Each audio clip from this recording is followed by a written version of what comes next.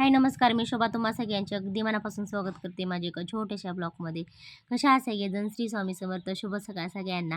तर सकाळी सकाळी बघा आमच्याकडे इतका छान चंद्र उगवलेला, सूर्य तर असं वाटतंय की ते सूर्य पळतोय की काय, आणि रंग बघा असा कधी पिवळा कधी लाल असं एवढं छान वाटत होतं ना. तर खूप छान वाटत होतं. आणि आज बनवणार आहे मी रवा इडली, तर तुमच्याबरोबर पण शेअर करणार आहे. तसं हे बघा इकडं ना एक वाटी मी रवा घेतलेला आहे, म्हणजे सपाट वाटी ना रवा घेतलेला आहे. आणि जिरी ओवा हे तर आपलं रोजचंच आहे. तर इकडं एक सपाट वाटी रवा घेतलेला आहे, लहान रवा. आणि आपल्याला जेवढं म्हणजे की आपण जेवढं रवा टाकणार आहे ना तेवढंच ताक घ्यायचं.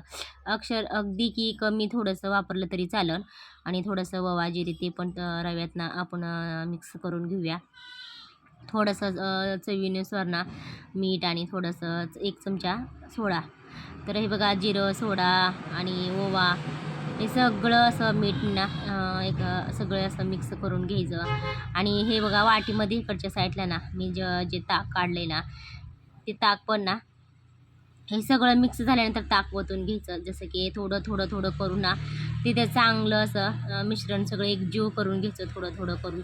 जसं लागल ना तसं आपल्या अंदाजाने. आणि वरनं ना थोडंसं पाणी पण टाकायचं.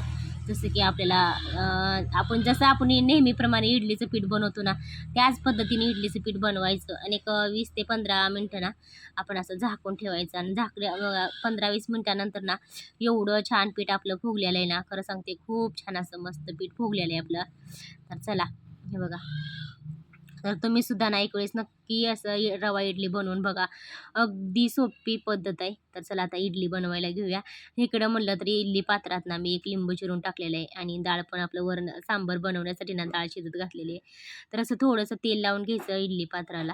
आणि इडलीच्या भांड्यात मी पाणी वगैरे टाकले. आणि सांबारची पण माझी तयारी चालू आहे. तर हे बघा एवढ्या छान आणि ते मस्त ना आपल्या इडली झाली, रवा इडली. आणि खायला पण खरं सांगते खूप छान. जसं की तांदळाची इडली बनवतो ना तसं त्याच पद्धतीची इडली लागते. आणि माझं सांबार बनवायचं म्हणलं तर इकडं बारीक चिरलेली कोथिंबीर, कढीपत्ता, लसूण आणि जिरे मोहरी हे जे रोजचेच मसाल्यातले. आणि डाळ म्हणलं बघा, तर डाळीत ना एक टोमॅटो टाकून मस्त डाळ शिजवून घेतलेली मी. तर चला आता आपलं मस्त इडली काढून घेऊया. आणि इकडं सांबर पण तयार आहे. हे बघा मस्त. तर माऊली बाळ्याचं आपलं टेस्ट करायचं चालू आहे. हे बघा खूप छान असं ना मस्त जाळीदार आपली रवा इडली तयार झालेली आहे. बघा, खूप छान. आणि माऊलीला टेस्ट बघायला लागली. माऊली कशी झाली इडली? छान छान झाली. तर माऊलीचे एकदम आवडीचे.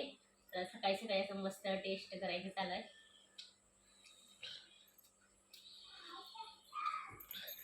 एकदम मस्त झाली. तुम्ही सुद्धा एक वेळेस नक्की इडली सॉरी रव्यापासून इडली बनवून बघा. तर खरंच खूप छान लागते. आणि कशी वाटली माझी रेसिपी रवा इडली तर नक्कीच सांगा. आता वाजेत बघा संध्याकाळचे 4, तर अजून मस्त असं कोवळं ऊन आहे. आणि आज माझं म्हणलं तर सगळी कपडे वगैरे काढून घेतली, भांडे वगैरे घासून घेतली, सगळी कामं केली बघा. आज अक्षता माऊली घरात आहेत ना, तर घर सगळा पसारा झाला होता, ते घर वगैरे आवरून घेतलं. इकडं पण तसंच. तर आज शेळीचं बघा लवकरच झाडून काढलं.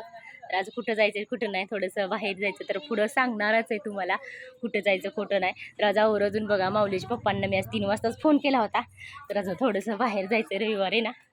तर शेळीचं झाडून वगैरे काढलं आज लवकर. म्हणलं चला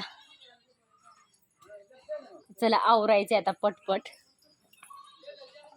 आता वाजलेत बघा संध्याकाळचे 4:30 पावणे 5. आणि माऊलीचे पप्पा आले, तर म्हणलं चला मस्त चहा बनवूया. आणि थंडी पण भरपूर पडलेली ना.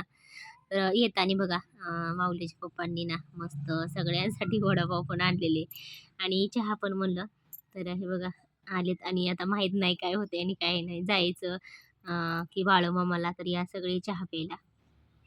आता वाजलेत बघा संध्याकाळचे 7.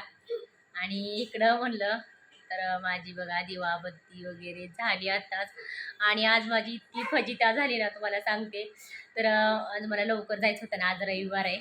आणि बाळूमामाला जायचं ठरलं होतं. तर माऊलीच्या पप्पांचा ना मला 3-3:30 वाजता फोन आला होता की लवकर आवरून बसा, दत्ताला जाऊ ते सॉरी बाळूमामाला जाऊया.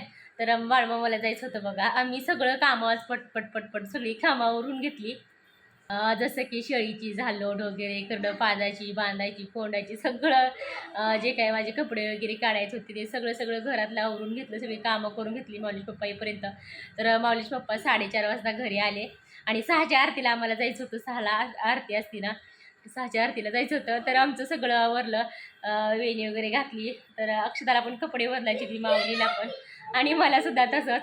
तर अचानकच परत माऊलीच्या पप्पांना परत भाडं आलं आणि म्हणजे की आमच्या बाजूच्या गावचं एक भाडं आलं. तर तेच ठरलं माऊलीच्या पप्पांचं जायचं. तर माऊलीचे पप्पा मला म्हणजे की भाडं नको म्हणत होते, आपण जाऊ. तर मी म्हणलं नको, असू द्या, तुम्ही भाडं करा.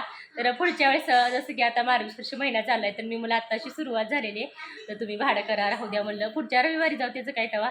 तर बघा अचानक असं कुठं जायचं म्हणलं, असं बऱ्याच वेळा झाले चवरून बसायचं, कुठं जायचं म्हणलं तर अचानक फोन आला, भाडं आलं, ह्यांना जावं लागतं. म्हणजे त्यांचं म्हणणं होतं नको भाडं करायला, आपणच जाऊया. तर मी म्हणलं राहू द्या, करा तुम्ही भाडं, आपण कधीतरी परत जाऊ, पुढच्या रविवारी वगैरे जाऊया म्हणलं, राहू द्या. तर बघा माऊलीश पप्पांना मी भाडं घेऊन लावलं, तर ते गेले भाडं घेऊन. तर असं झालं आहे माझं आज फजिती, कुठं जायचं म्हणलं ना तर बऱ्याच वेळा असं झाले माझ्यासोबत. आणि थंडी ती भरपूर आमच्याकडे ना, थंडी सुटलेली. ते बघा दरवाजा लावला आहे आणि 1-2 दळणं आले, तर मला चला ते पण दळणं घेऊया दळून. बाहेर गिरण चालू आहे म्हणलं, तर इकडं मी कारलं शिजत टाकलंय. तर म्हणलं कारलं पण शिजून निघल आणि तोपर्यंत. तर हे बघा आता चहा वगैरे झाला आणि माऊली पप्पा चहा वगैरे पिऊन गेलेत. तर इकडे बघा पोरांचं चालू आहे अभ्यास काय, खेळ काय, आणि माझं म्हणलं तर बाहेर गिरण चालू आहे. आज लवकरच बोलवलं होतं माऊलीश पप्पांना, लवकर आले होते, भाडं आलं तर परत जावं लागलं. तर बघा आणि गिरण चालू आहे आपली. तर चला अजून स्वयंपाक बनवायचा आहे मला.